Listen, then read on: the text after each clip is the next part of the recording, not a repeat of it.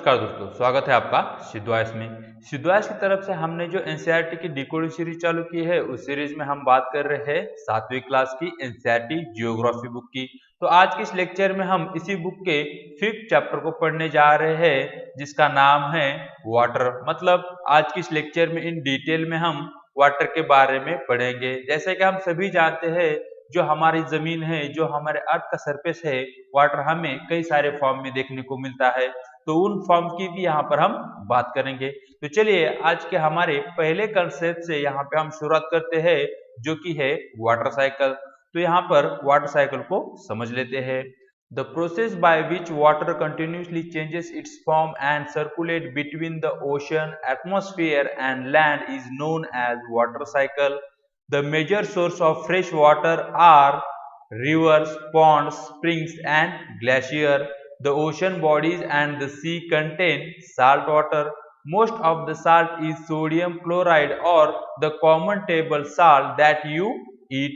तो देखिए, जो वाटर साइकिल होता है वो हमें ocean, atmosphere and land in तीन जगहों से होता हुआ देखने को मिलता है। साइड में ये जो पिक्चर दी गई है, इसी पिक्चर के माध्यम से यहाँ पर हम जो वाटर का पूरा साइकिल है उसको समझने की कोशिश करेंगे।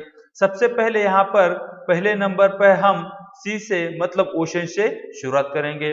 अब यहाँ पर क्या होगा, सन से जो भी रोशनी निकलती है और जो भी किरणें निकलती है, उसके कारण यहाँ का जो वाटर होगा वो हमें गर्म होता हुआ देखने को मिलेगा। अगर इस जगह का जो वाटर है गर्म होगा, ऑब्वियसली यहाँ पे वाटर वेपर का फॉर्मेशन देखने को हमें मिलेगा। अगर इस जगह पे वाटर वेपर का फॉर्मेशन होता है, ऑब्वियसली यहाँ पे जो भी वाटर वेपर होगा it will B rise up, वो ऊपर की तरफ उठना शुरू होगा। और जैसे ही एक पर्टिकुलर हाइट पे जो हमारा वाटर वेपर है वो पहुंच जाता है, वहां पे उसका हमें कंडेंसेशन देखने को मिलेगा। जैसा कि इसके पहले वाले लेक्चर में हम बात कर चुके हैं कंडेंसेशन की प्रोसेस के बारे में, फिर से यहाँ पे उसको थोड़ा रिवाइज कर लेते हैं। देखिए, कंडेंसेशन के प्रोसेस में क्या होता है, जो वाटर वेपर होता है उनका फॉर्मेशन या उनका कन्वर्जन टाइनी वाटर ड्रॉपलेट में होता है। अगर दूसरे शब्दों में अगर हम कंडेंसेशन प्रोसेस की बात करें, जो वाटर वेपर होता है उनका कन्वर्जन हमें क्लाउड्स में बनता हुआ देखने को मिलता है। तो इस प्रोसेस को कहा जाता है कंडेंसेशन की प्रोसेस। जैसे जैसे ये जो क्लाउड है उसका सैचुरेशन पॉइंट बढ़ता जाएगा, वैसे वैसे यहाँ पे ये जो क्लाउड है उससे बूंदे निकलती हुई हमें देखने को मिलेगी, जो कि अंत में हमें रेन के फॉर्मेट में या रेन के फॉर्म में जमीन पे गिरती हुई देखने को मिलेगी। तो इस प्रकार से यहाँ पे हमें जो वाटर है वो लैंड पे देखने को मिलता है। मतलब यहाँ पे जो पहाड़ी इलाका है, यहाँ पे कुछ पॉन्ड हमें देखने को मिलेंगे, यहाँ पे कुछ रिवर हमें इस प्रकार से बहती हुई देखने को मिल रही है। तो ये जो वाटर है ये हमें जमीन पे देखने को मिल रहा है। पहला वाटर हमने देखा था सी में, दूसरा वाटर हमने देखा था एटमॉस्फेयर में। मतलब जो क्लाउड के फॉर्म में जो हमने वाटर देखा है वो हमें एटमॉस्फेयर में देखने को मिला था। तो इस प्रकार से तीन जगहों पे वाटर क्या करता है, सर्कुलेट करता है। अब ये जो सर्कुलेशन कहाँ शुरू हुआ, जो वाटर है उसका सर्कुलेशन जो सी है वहां से शुरू हुआ। दूसरा उसका स्टेज था एटमॉस्फेयर, तीसरे स्टेज पे हमने उसको लैंड पे देखा और आखिर में लैंड से फिर से सी में। इस प्रकार से ये पूरा का पूरा साइकिल हमें देखने को मिलता है और इसी को कहा जाता है वाटर साइकिल। लेकिन जो फ्रेश वाटर होता है, फ्रेश वाटर से यहाँ पे मतलब है जो पानी हम पीने के लिए यूज में लाते हैं उसे कहा जाता है फ्रेश वाटर। तो वो फ्रेश वाटर हमें नदी में देखने को मिलता है, पॉन्ड्स में देखने को मिलता है, जो झरने होते हैं वहां पे देखने को मिलता है। उसी समय जो ग्लेशियर्स होती है, जो हिम नदियां होती है, वहां पे हमें देखने को मिलता है। लेकिन जो सी होता है, जो ओशन होता है, वहां पे जो भी वाटर होता है that water is in a salty form. मतलब वहां का जो भी पानी होता है वो हमें खारा देखने को मिलता है, जो कि हम डायरेक्टली यूज में नहीं ला सकते। और जो सी वाटर होता है वहां पे मोस्ट ऑफ द साल्ट जो होता है वो सोडियम क्लोराइड फॉर्म में हमें देखने को मिलता है। तो इस प्रकार से इन डिटेल में यहाँ पर हमने वाटर साइकिल को समझा। चलते हैं आगे। आगे यहाँ पर हम जो हमारा विश्व है उसके महत्वपूर्ण ओशन की या वाटर बॉडीज की यहाँ पर हम बात करेंगे। सबसे पहली और सबसे लार्जेस्ट वाटर बॉडी अगर कोई है तो वो है पैसिफिक ओशन, जो कि हमें north America and south America के वेस्ट में देखने को मिलता है। अगर इसे पूरा ग्लोब समझा जाए तो देखिए जो हमारा एशिया है, एशिया के ईस्ट में भी हमें पैसिफिक देखने को मिलता है जो कि विश्व की सबसे बड़ी लार्ज वाटर बॉडी है। दूसरे नंबर पर हमें यहाँ पे अटलांटिक ओशन देखने को मिलता है। नॉर्थ अमेरिका, साउथ अमेरिका और अफ्रीका और यूरोप के बीच में यहाँ पर हमें नॉर्थ अटलांटिक ओशन देखने को मिलता है। उसी समय यहाँ पे दक्षिण में हमें साउथ अटलांटिक ओशन देखने को मिलता है। तीसरे नंबर की महत्वपूर्ण वाटर बॉडी है वो है इंडियन ओशन, जिसे हिंद महासागर के नाम से भी जाना जाता है। वो हमें जो हमारा भारत देश है उसके दक्षिण में देखने को मिलती है। जो हमारा अंटार्कटिक कॉन्टिनेंट है उसके उत्तर में हमें साउथ ओशन देखने को मिलता है और आखिर में हमें जो आर्कटिक ओशन है वो हमें यूरोप के नॉर्थ के एरिया में देखने को मिलता है और जो नॉर्थ पोल का एरिया है वहां पे देखने को मिलता है। तो इस प्रकार से यहाँ पर हमने विश्व की कुछ महत्वपूर्ण वाटर बॉडीज की बात की। तो इस स्लाइड में हम डिस्ट्रीब्यूशन ऑफ वाटर बॉडीज मतलब जो वाटर बॉडीज हमें हमारे पृथ्वी पे या हमारे अर्थ के सरफेस पे देखने को मिलती है वहां पे जो वाटर का डिस्ट्रीब्यूशन है वो किस प्रकार से है उस चीज को यहाँ पर हम समझने की कोशिश करेंगे। जैसे कि हम सभी जानते हैं 71% जो एरिया हमारे अर्थ का है वो वाटर ने मतलब ओशन ने कवर किया हुआ है।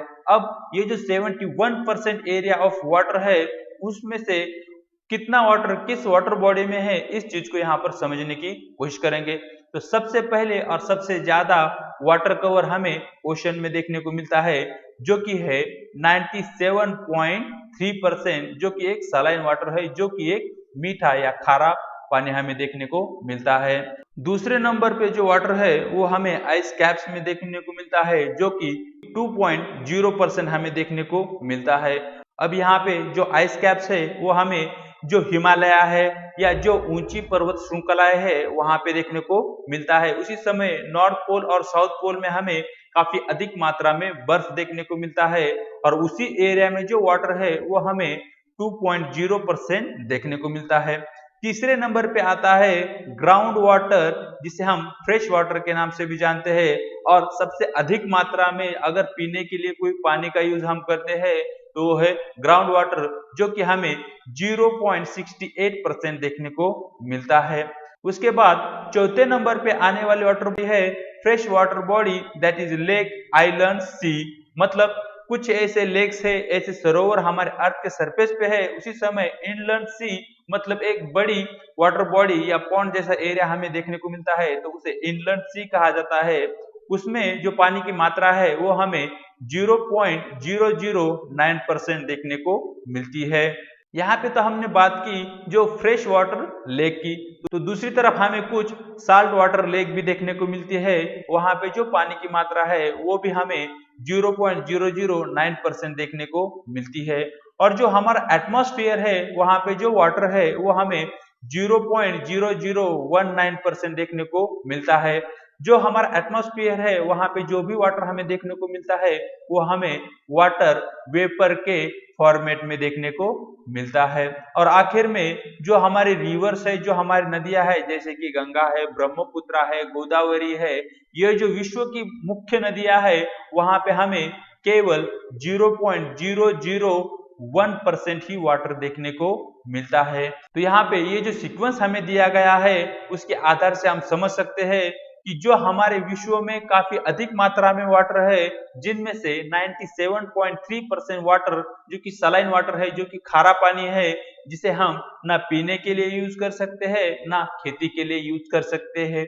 और दूसरे नंबर पे जो आइस कैप में हमें 2% वाटर देखने को मिलता है उसमें से सबसे अधिक मात्रा में वाटर हमें नॉर्थ पोल और साउथ पोल में देखने को मिलता है और उस वाटर को डायरेक्ट यूज में हम नहीं ला सकते। तो यहाँ पे 97.2 प्लस 0.2 इस प्रकार से अगर इसको हम ऐड कर दे तो यहाँ पे जो हमारा आंसर आएगा वो हमें कितना देखने को मिलेगा, इट विल बी बिकम 99.2। मतलब जो हमारा विश्व है, अगर हमें जो पीने के लिए पानी चाहिए, जो पीने के लिए पानी हम यूज में लाते हैं, जो हमारा विश्व है वहां पे जो भी पानी की उपलब्धता या अवेलेबिलिटी हमें देखने को मिलती है उसका खाली हमारे लिए 0.08% ही फ्रेश वाटर के फॉर्म में हमें देखने को मिलता है। मतलब खाली 0.08% पानी ही हमारे उपयोग में ला सकते हैं। इस स्थिति में हमें हमारे अर्थ पे देखने को मिलता है।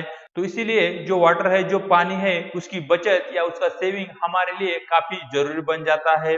जैसा कि हम सभी जानते हैं, आज के दिनों में चाहे वो विलेज का एरिया हो, चाहे वो टाउन का एरिया है, हमारे इंडिया में जो पानी की जो किल्लत है वो हमें काफी अधिक मात्रा में आज के दिनों में देखने को मिल रही है। तो इस प्रकार से यहाँ पर हमने जो हमारा विश्व है वहां पे जो भी वाटर है उसको किन बॉडीज में कितनी मात्रा में उसका डिस्ट्रीब्यूशन हमें देखने को मिलता है, उसको यहाँ पर हमने देखा। तो यहाँ पे साइड में हमें कुछ डू यू नो दिए गए हैं और उसके अंतर्गत कुछ फैक्ट्स हमें देखने को मिलते हैं, उसको जरा समझने की कोशिश करेंगे। Salinity is the amount of salt in grams present in the 1000 gram of water. The average salinity of the oceans is 35 part per 1000. तो देखिए, जो हमारे विश्व में जो भी ओशन है, जो भी सी है, वहां पे हमें एवरेज 35 ppt इतनी सैलिनिटी देखने को मिलती है। यहाँ पे जो ppt है उसका लॉन्ग फॉर्म है पार्ट पर 1000। अगर इसको हम एक एग्जांपल के थ्रू समझे तो मान लीजिए एक ओशन से हमने 1000 ग्राम वाटर लिया है। अब ये जो वाटर है इसमें जो साल्ट है, जो नमक है, उसकी मात्रा अगर हम 35 ग्राम ले उसकी पीपीटी या उसकी जो सैलिनिटी है वो हमें कितनी देखने को मिलेगी, वो हमें 35 पीपीटी देखने को मिलेगी। उसी प्रकार से अगर एक दूसरा एग्जांपल हम ले, फॉर एग्जांपल मान लीजिए एक ओशन है, उसमें से हमने 1000 ग्राम वाटर ले लिया और उस वाटर में से 65 ग्राम हमें नमक मिला है। तो यहाँ पे जो वाटर बॉडी होगी उसकी पीपीटी हमें कितनी देखने को मिलेगी, उसकी पीपीटी हमें 65 देखने को मिलेगी। तो इस प्रकार से जो वाटर होता है ओशन में उसकी सैलिनिटी को निर्धारित किया जाता है। जो यहाँ पे दूसरा डू यू नो है, वहां पे जो डेड सी है उसके बारे में कुछ फैक्ट दिए गए हैं, उसको भी जरा देख लेते हैं। Dead Sea in Israel has salinity of 45 part per 1000. Swimmers can float in it because the increased salt content make it dense. तो देखिए, जो इजराइल देश है वहां पे एक डेड सी नामक ओशन हमें देखने को मिलता है, सी हमें देखने को मिलता है। अब उसकी जो सैलिनिटी है वो हमें 45 पार्ट्स पर 1000 देखने को मिलती है। अगर यहाँ पे जो सी है उसमें अगर आप स्विम करें तो उस पानी पे आप आसानी से फ्लोट कर सकते हो। मतलब वहां पे जो डूबने का जो खतरा है काफी कम बन जाता है। इसका रीजन क्या है, जो ये पानी है वहां पे जो साल्ट का कंटेंट है वो काफी अधिक मात्रा में हमें देखने को मिलता है, जिसके रीजन से ये जो वाटर है उसका डेंसिटी काफी बड़ा हुआ हमें देखने को मिलता है। और जहां पे जिस किसी भी एरिया में जो भी पानी होगा अगर उसका डेंसिटी काफी हाई होगा तो वहां पे जो डूबने का खतरा है लगभग ना के बराबर वहां पे हमें बनता हुआ देखने को मिलेगा। चलते हैं आगे यहाँ पर हम बात करेंगे ओशन सर्कुलेशन की। मतलब जो हमारे ओशंस है उसमें जो भी वाटर है वो कंटिन्यूस वे में सर्कुलेट करता है। मतलब एक जगह से दूसरी जगह की तरफ वो क्या करता है, मूव करता है। तो ये जो मूवमेंट ऑफ वाटर है वो किस प्रकार से होता है और उसके क्या रीजंस है, इन सारी चीजों की यहाँ पर हम बात करेंगे। Ocean water keeps moving continuously, it is never still. The movement that occur in an ocean can be broadly categorized as waves, tides and currents. तो जैसा कि हम बात ही कर चुके हैं, जो ओशन का वाटर होता है वो कंटिन्यूस वे में मूव करता है। जो वाटर होता है वो कभी भी हमें स्थिर या स्टिल देखने को नहीं मिलेगा। तो यहाँ पे जो वाटर होता है उसकी जो मूवमेंट होती है वो 3 प्रकार से हम उसे जज कर सकते हैं, जिनमें पहली है वेव, मतलब जो लहरें होती है उनके फॉर्म में। दूसरी है टाइड्स, जिसे हम ज्वार भाटा के नाम से जानते हैं। और तीसरा है करंट, एक प्रकार की वाटर के अंदर भी कुछ स्ट्रीम्स हमें देखने को मिलती है तो उसे कहा जाता है करंट। जो ये वेव, टाइड और ये जो करंट है उनको इन डिटेल में अगली स्लाइड में यहाँ पर हम पढ़ने वाले हैं। साइड में यहाँ पर हमें दूसरा और एक डू यू नो देखने को मिलता है, वहां पे कुछ फैक्ट्स है उसको भी जरा देख लेते हैं। March 22 is celebrated as World Water Day when the need to conserve water is reinforced in a different way. देखिए, जो 22 मार्च होता है उसे एज हम वर्ल्ड वाटर डे के रूप में सेलिब्रेट करते हैं। ये जो फैक्ट है इसको आपको ध्यान में रखना है। तो सबसे पहले यहाँ पर इन डिटेल में हम बात करेंगे वेव की, यहाँ पर हम बात करेंगे लहरों की। When water of the surface of the ocean rises and fall alternatively, they are called waves.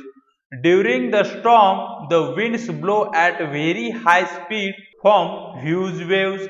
These may cause tremendous destructions. An earthquake, volcano eruption, or underwater landslide can shift large amount of ocean water. तो यहाँ पे जो waves होती है उनका formation किस प्रकार से होता है, इस चीज को जरा यहाँ पर हम समझ लेते हैं। देखिए, जो पानी का सरफेस का एरिया होता है वहां पे इस प्रकार की लहरें आपने देखी होगी। यहाँ पे जो वाटर है वो हमें ऊपर उठता हुआ या नीचे की तरफ गिरता हुआ देखने को मिलता है। तो इस प्रकार की जो वाटर की मूवमेंट होती है उसी को कहा जाता है वाटर वेव्स। और ये जो वाटर वेव्स है वो खासकर हमें जो ओशंस है, मतलब जो बड़ी वाटर बॉडीज होती है और जहां पे हवा बहती हुई हमें देखने को मिलती है, वहां पे काफी अधिक मात्रा में देखने को मिलती है। अब ये जो वाटर वेव्स है उनकी हाइट और उनकी जो स्पीड है उसको निर्धारित करने का काम जो हवा होती है, जो विंड होती है, उसकी जो बहने की स्पीड या दिशा है उस पे काफी निर्धारित करती है। मतलब जैसे ही जो विंड है उसकी स्पीड अगर अधिक होगी तो यहाँ पे जो भी वेव बनेगी वो हाइट में काफी अधिक हमें देखने को मिलेगी, और जैसे ही जो विंड है उसकी जो स्पीड अगर कम हो तो वहां पे जो बनने वाली हाइट है वो हमें कम देखने को मिलेगी। अगर विंड की स्पीड ज्यादा हो वहां पे जो वेव है उनकी हाइट और उनकी जो गति है वो हमें ज्यादा देखने को मिलेगी। उसी समय जो अर्थक्वेक होता है, मतलब जो भूकंप होता है, वोल्केनो मतलब ज्वालामुखी, और जो अंडर वाटर लैंडस्लाइड या भूस्खलन हमें देखने को मिलते हैं, उसके कारण भी क्या होता है, जो ओशन वाटर है उसका डिस्प्लेसमेंट होता है, जिसके कारण जो हमारा ओशन है, जो हमारे वाटर बॉडीज है, वहां पे बड़ी बड़ी लहरें हमें बनती हुई देखने को मिलेगी। यहाँ पे जो वाटर का डिस्प्लेसमेंट हमें देखने को मिलता है उसको एक एग्जाम्पल के थ्रू एज अ प्रैक्टिकल भी आप अपने घर पे उसको कर सकते हो। तो इस प्रकार से किसी एक टब में आप क्या कीजिए, फुल पानी लीजिए और उसमें एक कंकर या एक पत्थर को फेंकिए, तो यहाँ पे इस प्रकार की लहरें आपको बनती हुई देखने को मिलेगी। इसी प्रकार का सेम मूवमेंट हमें अर्थक्वेक, वोल्केनो और जो अंडर वाटर लैंडस्लाइड होता है उसके दरमियान देखने को मिलता है। यहाँ पे और एक हमें डू यू नो देखने को मिल रहा है, उसको भी जरा देख लेते हैं। Wave are form when gentle wind scrape across the ocean surface. The stronger the wind blow, the bigger the wave become. इसी चीज को यहाँ पर हम पहले ही समझ चुके हैं। तो देखिए, जो सरफेस का वाटर होता है वहां पे अगर विंड की दिशा इस प्रकार से है तो यहाँ पे जो वेव का फॉर्मेशन है वो हमें इस प्रकार से बनता हुआ देखने को मिलेगा। जैसे जैसे जो ये विंड है उसकी जो स्पीड है बढ़ती जाएगी, उसी प्रकार से यहाँ पे जो वेव है उनकी हाइट और उनकी गति भी हमें बढ़ती हुई देखने को मिलेगी। उसी चीज को यहाँ पे डिस्कस किया गया है। अब यहाँ पर हम बात करेंगे त्सुनामी वेव की, जो वेव का ही एक प्रकार हमें देखने को मिलता है। As a result a huge tidal wave called tsunami that may be high as 15 metre is form. The largest tsunami ever measured was 150 meter high. These waves travel at the speed more than 700 km per hour. The tsunami of 2004 causes widespread damage in the coastal area of India. The Indira Point of Andaman and Nicobar Island got submerged after the tsunami. तो देखिए, जो tsunami ये जो word है उसका origin हमें कहां से देखने को मिलता है, इस चीज को यहाँ पर हम डू यू नो के माध्यम से समझने की कोशिश करेंगे। Tsunami is a Japanese word that means harbour waves, as the harbour get destroyed whenever there is a tsunami. जो ये त्सुनामी वर्ड है उसका ओरिजिन हमें जापानीज में देखने को मिलता है। यहाँ पे जो त्सुनामी होता है उसका मीनिंग होता है हार्बर, मतलब जो हमारे समंदर एरिया है वहां पे जो भी बंदरगाह हमें देखने को मिलते हैं उसी को त्सुनामी कहा जाता है इन जापानीज लैंग्वेज में। तो इसे त्सुनामी वेव क्यों कहा गया है? जब कभी भी ये हार्बर वेव उठती है वो क्या करती है, जो हमारा बंदरगाह है उसको कंप्लीटली डिस्ट्रॉय करने का काम करती है। उसी कारण उसे त्सुनामी वेव के नाम से जाना जाता है। यहाँ पे जो त्सुनामी वेव होती है उसकी हाइट हमें 15 मीटर पे देखने को मिलती है, लेकिन जो विश्व की सबसे लार्जेस्ट त्सुनामी है उसकी हाइट हमें 150 मीटर देखने को मिलती है, और वहां पे जो त्सुनामी होती है उसकी स्पीड हमें 700 किलोमीटर पर हावर की गति पे देखने को मिलती है। 2004 में जो हमारा इंडिया है उसका जो ईस्ट वाला कोस्ट है, यहाँ पे इस एरिया में जो त्सुनामी वेव है उसके कारण काफी अधिक मात्रा में यहाँ पे डैमेज हमें देखने को मिला था, जो कि आर्थिक और जीवित इन दोनों तौर पे हमें देखने को मिलता है। तो इस प्रकार से जो त्सुनामी वेव होती है वो काफी बड़ी हमें देखने को मिलती है। तो यहाँ पे जो एक्चुअल वे में सैटेलाइट के द्वारा जो खींची गई पिक्चर है त्सुनामी की वो देखने को मिलती है। तो देखिए यहाँ पे इस प्रकार की लहरें बनती हुई हमें देखने को मिलती है। जो वाटर होता है उसका राइज काफी बड़ा हुआ या काफी ऊपर उठा हुआ हमें देखने को मिल रहा है। उसी समय जो कोस्टल एरिया है, मतलब ये जो एरिया है इस एरिया को डैमेज करने का काम इन वेव्स के द्वारा किया जाता है। और जब कभी भी ये जो वेव्स है जैसे ही जो किनारी एरिया है वहां पे आकर गिरती है तो वहां पे इस प्रकार का डैमेज हमें देखने को मिलता है। यहाँ पे कुछ घर है, ये यहाँ पे एक कार हमें देखने को मिल रही है जो कि पानी में स्विम करती हुई यहाँ पे हमें देखने को मिल रही है। इसी कारण जो त्सुनामी वेव्स होती है उनसे हमें बचने की जरूरत होती है। चलते हैं आगे। आगे यहाँ पर हम बात करेंगे टाइड्स की। The rhythm of rise and fall of ocean water twice in a day is called tides. It is high tide when water cover much of the shore by rising to the highest level. It's low tide when water fall to the lowest level and recedes from the shore. The strong gravitational pull exerted by sun and the moon on the earth's surface causes tides. The water of the earth closer to the moon gets pulled under the influence of the moon's gravitational force and causes high tide. तो चलिए यहाँ पे सबसे पहले जो Tide का concept है उसको यहाँ पर हम समझने की कोशिश करेंगे। तो यहाँ पे जो ईस्ट वाला एरिया है यहाँ पे मान लीजिए यहाँ पे एक वाटर बॉडी है जिसे हम ओशन या सी के नाम से जानते हैं। तो मान लीजिए यहाँ पे एक सी है। तो सबसे पहले यहाँ पर हम बात करेंगे हाई टाइड की। जो टाइड्स होती है वो हमें दो प्रकार की देखने को मिलती है, जिनमें एक है हाई टाइड और दूसरी है लो टाइड। तो यहाँ पर सबसे पहले हम बात करेंगे हाई टाइड की। तो देखिए हाई टाइड किस प्रकार से होती है। देखिए हाई टाइड में क्या होता है, जो वाटर होता है उसका जो लेवल होता है वो हमें ऊपर उठता हुआ देखने को मिलता है। अगर किसी वाटर का लेवल ऊपर की तरफ उठे तो ऑब्वियसली जो किनारी एरिया होता है उसकी तरफ जो वाटर है वो क्या करेगा, अप्रोच करेगा। यहाँ पे जो एवरेज वाटर था इन जनरल वे में, जो वाटर की डिवाइडिंग लाइन थी, मतलब जमीन और वाटर को डिवाइड करने वाली जो लाइन थी वो हमें यहाँ पे देखने को मिलती है, जिसे हम ए नाम देंगे।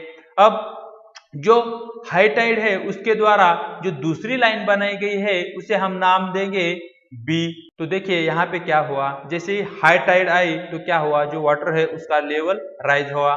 अगर वाटर का लेवल राइज होता है तो ऑब्वियसली जो वाटर होता है वो डेफिनेटली आगे बढ़ेगा, और जो उसकी पहली लाइन है जनरल लाइन जिसे हमने एज ए लिया है उसको क्रॉस कर कर पानी यहाँ तक बी लाइन तक आता हुआ हमें देखने को मिलेगा।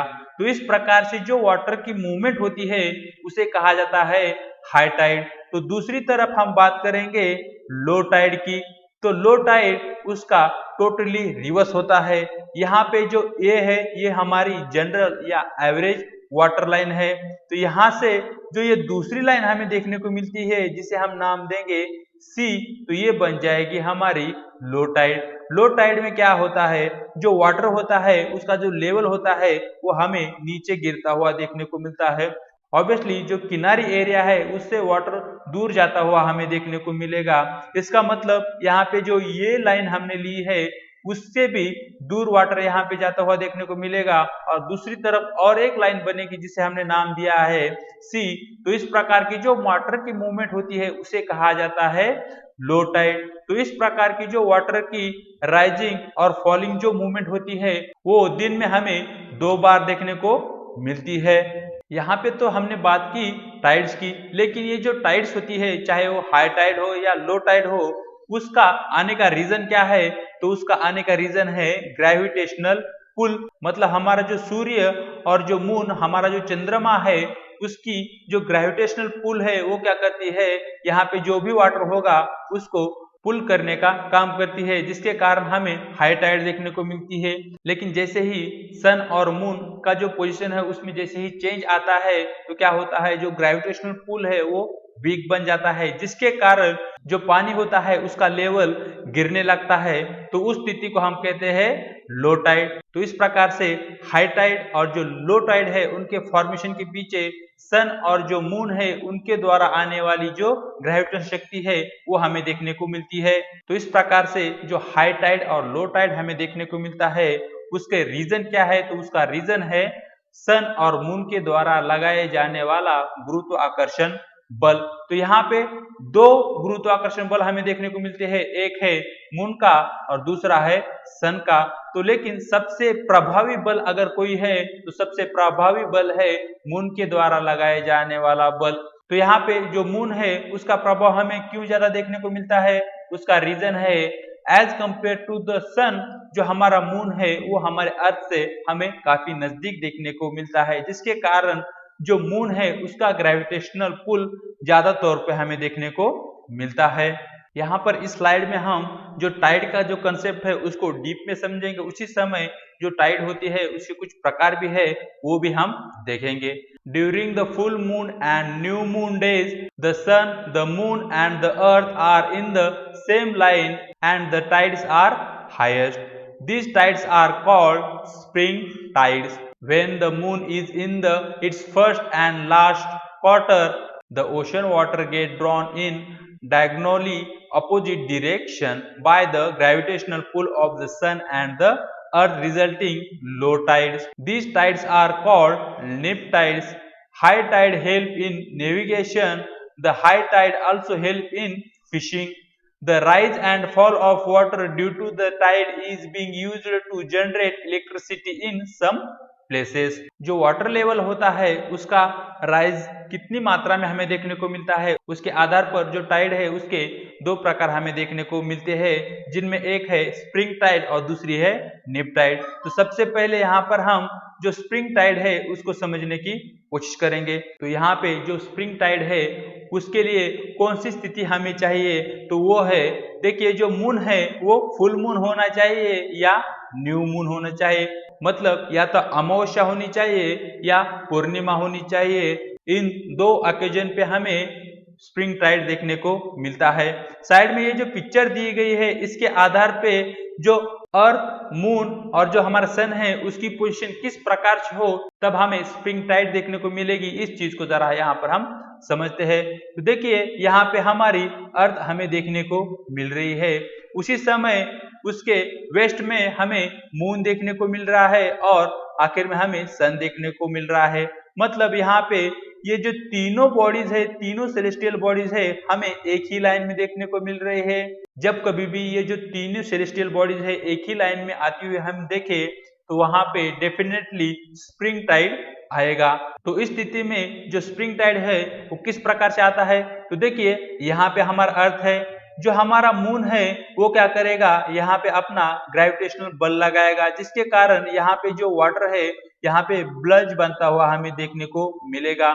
उसी समय जो सन है उसका भी जो ग्रेविटेशनल पुल है इसी दिशा से एक्ट करेगा, मतलब यहाँ पे दोहरा ग्रेविटेशनल पुल हमें बनता हुआ देखने को मिलेगा, जिसके कारण जो वाटर का जो खिंचाव है वो हमें ज्यादा देखने को मिलेगा। उसी कारण जो वाटर है उसका लेवल भी बढ़ता हुआ देखने को मिलेगा और अंत में हमें स्प्रिंग टाइड देखने को मिलेगी। तो ये तो हमने बात की पहली स्थिति की। अगर दूसरी स्थिति की बात करें तो देखिए दूसरी स्थिति में क्या होता है, जो सन और जो मून है इन दोनों के बीच में हमें अर्थ देखने को मिलता है। ऑब्वियसली यहाँ पे जो ये वेस्ट की जो दिशा है, यहाँ पे जो हमारा सन है उसका ग्रेविटेशनल पुल एक्ट करेगा और जो हमारा अर्थ है उसकी जो ईस्ट की जो दिशा है वहां पे हमारा मून का जो ग्रेविटेशनल पुल है वो एक्ट करेगा, जिसके कारण यहाँ पे स्प्रिंग टाइड बनती हुई हमें देखने को मिलती है। फिर से यहाँ पे सन, अर्थ और जो मून है वो हमें एक ही लाइन में देखने को मिलती है। तो इस स्थिति में जो भी टाइड बनेगी it will be become spring tide. इस चीज को आपको ध्यान में रखना है। दूसरी तरफ हम बात करेंगे निप टाइड की। निप टाइड से यहाँ पे मतलब है जो टाइड की जो लेवल है वो सबसे कम मात्रा में हमें देखने को मिलती है, उसे कहा जाता है निप टाइड। और जब कभी भी जो वाटर का लेवल होता है सबसे हाईएस्ट होता है उसे कहा जाता है स्प्रिंग टाइड। तो यहाँ पे जो निप टाइड है उसके लिए अर्थ, मून और जो हमारा सन है उसकी पोजीशन किस प्रकार से होती है उसको जरा देख लेते हैं। देखिए जो निप टाइड है उसके लिए सन, मून और जो हमारा अर्थ है उसकी जो पोजीशन होती है वो हमें डायगोनल देखने को मिलती है। तो यहाँ पे इस पिक्चर में जो सन है वो हमें अर्थ के वेस्ट में देखने को मिल रहा है और जो मून है वो हमें अर्थ के नॉर्थ में देखने को मिल रहा है। जिसके कारण क्या हुआ है, जो सन और जो मून है उनके जो ग्रेविटेशनल पुल है, उनकी जो ग्रेविटेशनल ताकत है उसको दोनों ने काउंटर बैलेंस किया है, जिसके कारण जो हमारा अर्थ है वहां पे जो भी ग्रेविटेशनल पुल बनेगा वो काफी वीक बनेगा। उसी के कारण यहाँ पे हमें निप टाइड बनती हुई देखने को मिलेगी। जो सन है वो क्या करेगा, यहाँ पे जो वाटर है वहां पे खिंचाव बनाने का काम करेगा। उसी समय मून क्या करेगा, अर्थ के दूसरी तरफ मतलब जो नॉर्थ एरिया है यहाँ पे वाटर को खींचने का काम या खुद की तरफ अटैक करने का काम करेगा, जिसके कारण यहाँ पे एक प्रकार से काउंटर बैलेंस बन जाता है और उसी समय यहाँ पे निप टाइड बनती हुई देखने को मिलती है। अगर यहाँ पे जो स्प्रिंग टाइड है उसका फॉर्मेशन हो तो जो मून है उसकी पोजीशन हमें यहाँ पे देखने को मिलनी चाहिए, या जो सन है उसकी पोजीशन यहाँ पे हमें साउथ में देखने को मिलनी चाहिए। मतलब अगर ये तीनों सेलेस्टियल बॉडी एक ही रेखा में आए, एक ही लाइन में आए, तब क्या बनेगी, तब बनेगी स्प्रिंग टाइड। और जब कभी भी ये जो तीनों बॉडीज है हमें डायगोनल शेप में देखने को मिले तब यहाँ पर हमें निप टाइड बनती हुई देखने को मिलेगी। तो यहाँ पे जो हाई टाइड होता है वो नेविगेशन के लिए काफी लाभकारक हमें देखने को मिलता है। उसी समय जो फिशिंग होती है वो हाई टाइड में किनारवर्ती एरिया में हम आसानी से कर सकते हैं। और आखिर में जो हाई टाइड और लो टाइड हमें देखने को मिलती है उसके कंसेप्ट के आधार पे जो इलेक्ट्रिसिटी का जनरेशन है वो भी हमें देखने को मिलता है। तो इस प्रकार से इन डिटेल में हमने टाइड का कंसेप्ट समझा। आगे यहाँ पर हम बात करेंगे ओशन करंट की। Ocean current are stream of water flowing continuously on the ocean surface in a definite direction. The ocean current may be warm or cold. Generally, the warm ocean current originate near the equator, move toward the pole. The cold water current carry water from polar or higher latitude to tropical lower latitude. The Labrador Ocean current is cold current while the Gulf Stream is the warm current. तो ocean current हम किसे कहते हैं, देखिए जो हमारा surface का जो वाटर होता है हमारे ओशन का, वहां पे इस प्रकार की कुछ स्ट्रीम भी हमें देखने को मिलती है। तो उन्हीं को क्या कहा जाता है, उन्हीं को कहा जाता है ओशन करंट। अब ये जो ओशन करंट्स होते हैं उनकी जो डायरेक्शन होती है मतलब उनकी जो दिशा होती है वो हमें फिक्स देखने को मिलती है। और उसी समय ये जो वाटर करंट होते हैं उनका जो मूवमेंट होता है वो हमें कंटिन्यूस वे में देखने को मिलता है। तो यहाँ पे तीन चीजों को आपको ध्यान में रखना है in relation to ocean current. एक, जो ओशन करंट होते हैं उनकी जो दिशा होती है वो हमें फिक्स देखने को मिलती है। दूसरा, जो ओशन करंट होते हैं उनकी मूवमेंट हमें कंटिन्यूस वे में देखने को मिलती है। और तीसरा, जो ओशन करंट होते हैं वो हमें जो हमारा वाटर है उसके सरफेस पे देखने को मिलते हैं। और तीसरा, जो ओशन करंट होते हैं वो हमें वाटर के सरफेस पे देखने को मिलते हैं। दूसरी तरफ यहाँ पर हमने बात की जो ओशन करंट होते हैं दे कैन बी हॉट और दे कैन बी कोल्ड। वो गर्म भी हो सकते हैं या वो कूल भी हमें देखने को मिलते हैं। यहाँ पे जो हॉट ओशन करंट होते हैं उनका ओरिजिन पॉइंट हमें इक्वेटर पे देखने को मिलता है और जो कोल्ड ओशन करंट होते हैं उनका ओरिजिन पॉइंट हमें जो पोल का एरिया होता है वहां पे देखने को मिलता है। तो यहाँ पर जो हॉट करंट और जो कोल्ड करंट होते हैं उनके बहने की दिशा और उनका जो ओरिजिन पॉइंट है उसको एक आकृति के माध्यम से समझने की कोशिश करेंगे। जैसे कि हम बात कर चुके हैं, जो हॉट करंट होते हैं उनका ओरिजिन पॉइंट हमें यहाँ पे इक्वेटर का जो एरिया है वहां पे देखने को मिलता है। अब ये जो हॉट करंट होते हैं वो इक्वेटर से लेकर जो पोल का एरिया है उस दिशा में क्या करते हैं, मूव करते हैं। उसी समय जो कोल्ड करंट होते हैं उनका ओरिजिन पॉइंट हमें जो पोल का जो एरिया है वहां पे देखने को मिलता है, और यहाँ पे जो कोल्ड करंट है उनका मूवमेंट हमें पोल एरिया टू इक्वेटर एरिया इस दिशा में देखने को मिलता है। मतलब यहाँ पे एक सर्कुलेशन सा बनता हुआ हमें देखने को मिलेगा। तो इस प्रकार से हॉट करंट का ओरिजिन पॉइंट हमें इक्वेटर पे देखने को मिलता है और कोल्ड करंट का ओरिजिन पॉइंट हमें पोलर का जो एरिया है वहां पे देखने को मिलता है। और आखिरी लाइन में हमें हॉट करंट और जो कोल्ड करंट है उसके एग्जाम्पल दिए गए हैं। जो लैब्राडोर ओशन करंट है वो एक कोल्ड करंट है, उसी समय जो गल्फ स्ट्रीम नामक जो ओशन करंट है वो एक वार्म करंट है। इस चीज को आपको ध्यान में रखना है। The ocean current influence the temperature condition of the area. Warmer current bring warm temperature over the land surface. The area where the warm current and cold current meet provide best fishing ground. The area where the warm and cold current meet also experience foggy weathers, making it difficult for the navigation. तो देखिए, जो ocean current होते हैं उनके द्वारा जो coastal area होता है उसको भी इन्फ्लुएंस किया जाता है। फॉर एग्जाम्पल यहाँ पर हम जो नॉर्थ अमेरिका है उसका कोस्टल एरिया लेते हैं। जो नॉर्थ अमेरिका है उसके ईस्ट में हमें एक स्ट्रीम देखने को मिलती है जिसे कहा जाता है गल्फ स्ट्रीम, जो कि एक हॉट वाटर की स्ट्रीम है।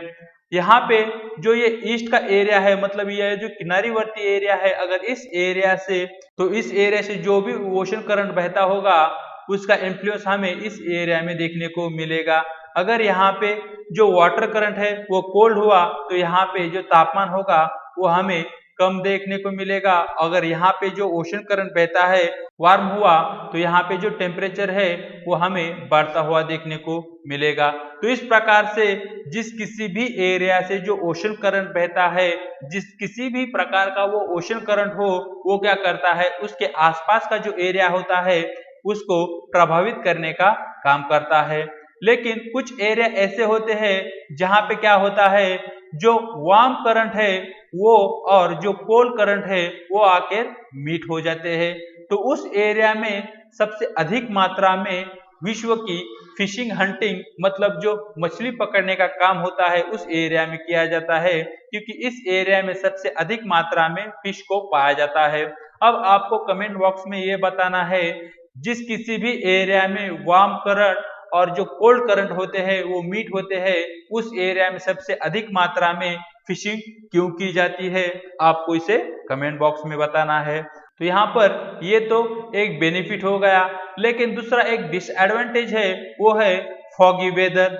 मतलब जिस किसी भी एरिया में वार्म करंट और कोल्ड करंट एक दूसरे में कन्वर्ट हो जाते हैं वहां पे फॉग वेदर का जनरेशन होता हुआ हमें देखने को मिलता है।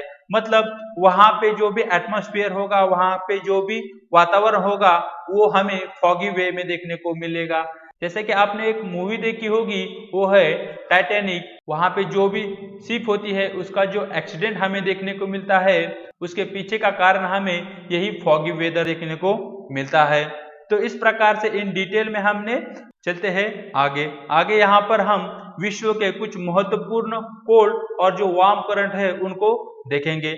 सबसे पहले यहाँ पर हम जो नॉर्थ अमेरिका है उसके वेस्ट की जो दिशा है, उसके वेस्ट का जो एरिया है वहां से शुरू करेंगे। तो देखिए यहाँ पे जो ब्लू एरो हमें देखने को मिलता है वो कोल्ड करंट को दर्शाने का काम करता है, और जो रेड एरो है वो हमें वार्म करंट को दर्शाने का काम करता है। यहाँ पे जो नॉर्थ अमेरिका है उसके वेस्ट में हमें ये अलास्का देखने को मिलता है जो कि एक वार्म करंट है। उसी समय यहाँ पे हमें कैलिफोर्निया करंट भी देखने को मिलता है जो कि एक कोल्ड करंट है और जो हमें पैसिफिक में देखने को मिल रहे हैं। यहाँ पर हम नीचे साउथ अमेरिका में आए तो यहाँ पे हमें एक हम्बल बोल्ट करंट देखने को मिलता है जिसे पेरू करंट के भी नाम से जानते हैं, जो कि एक कोल्ड करंट है। और जो साउथ अमेरिका है उसके ईस्ट का जो एरिया है यहाँ हमें दूसरा करंट देखने को मिलता है जो कि है फॉल्कलैंड का करंट, जो कि एक कोल्ड करंट है। और उसी समय ब्राजीलियन वार्म करंट भी हमें नॉर्थ टू साउथ इस दिशा में फ्लो करता हुआ जो साउथ अमेरिका है उसके ईस्ट के कोस्ट में देखने को मिलता है। अब यहाँ पे जो अफ्रीका है उसके वेस्ट में हमें यहाँ पे बेंगुल्सा ओशन करंट देखने को मिल रहा है जो कि एक कोल्ड करंट है। और जो अफ्रीका है उसके ईस्ट की जो दिशा है उसका ईस्ट का जो कोस्ट है वहां पे हमें एंगुल्सा करंट देखने को मिलता है जो कि वार्म करंट है। जैसे ही हम आगे बढ़े, जो हमारा एशिया है मतलब जो जापान का जो एरिया है वहां पे हमें एक वार्म करंट देखने को मिलता है जिसका नाम है क्यूओशियो करंट। और उसी समय नॉर्थ से दक्षिण की दिशा में बहने वाला ओयाशियो ये कोल्ड करंट हमें देखने को मिलता है। जैसे कि हम एग्जाम्पल के माध्यम से लैब्राडोर करंट और जो गल्फ स्ट्रीम है ये दो करंट को हमने देखा था। तो यहाँ पे जो गल्फ स्ट्रीम है जो कि एक हॉट करंट है वो हमें यहाँ पर जो नॉर्थ अमेरिका है उसके ईस्ट में देखने को मिलता है और ये गल्फ करंट हमें अटलांटिक ओशन में देखने को मिलता है। उसी समय ग्रीनलैंड और जो नॉर्थ अमेरिका है इन दोनों के बीच से बहता हुआ कोल्ड करंट है जिसका नाम है लैब्राडोर। और यहाँ पे जो नॉर्थ अटलांटिक का जो एरिया है वहां पे हमें देखने को मिलता है नॉर्थ अटलांटिक ड्रिफ्ट जो कि एक वार्म करंट है। और जो अफ्रीका है उसका जो नॉर्थ का एरिया है वहां पे हमें कैनरी कोल्ड करंट देखने को मिलता है। तो इस प्रकार से इन डिटेल में हमने विश्व के कुछ महत्वपूर्ण वार्म और कोल्ड करंट की बात की। यहाँ पे जो मैपिंग हमने की है वो हमारे लिए काफी महत्वपूर्ण है। इसी मैपिंग के आधार से आप जो कोल्ड करंट है और जो वार्म करंट है वो विश्व में कहाँ कहाँ हमें देखने को मिलते हैं और उनकी दिशा क्या है इस चीज को आप आसानी से समझ सकते हो। तो इस प्रकार से इन डिटेल में हमने जो 7वीं क्लास की एनसीईआरटी जियोग्राफी की बुक है उसके 5th चैप्टर को समझा। वीडियो अगर आपको अच्छा लगा तो प्लीज इसे लाइक करें, शेयर करें और आपके सुझाव हमें कमेंट बॉक्स में जरूर बताइए और ना भूलकर अपने चैनल को सब्सक्राइब करें। और आखिर में एक बात, अगर आपने अभी तक हमारा जो टेलीग्राम का चैनल है उसको ज्वाइन नहीं किया है तो प्लीज उसे ज्वाइन कीजिए। वहां पे इस चैप्टर से रिलेटेड मल्टीपल चॉइस क्वेश्चन आपको मिल जाएंगे। आपको क्या करना है, सिंपली चैनल को ज्वाइन करना है और वहां से जो भी मल्टीपल चॉइस क्वेश्चन इस चैप्टर से रिलेटेड आपको मिल जाएंगे उनको आपको सॉल्व करना है। तो आज के लिए बस इतना ही, मिलते हैं एक नए वीडियो में एक नए चैप्टर के साथ। तब तक के लिए आपसे इजाजत चाहता हूं।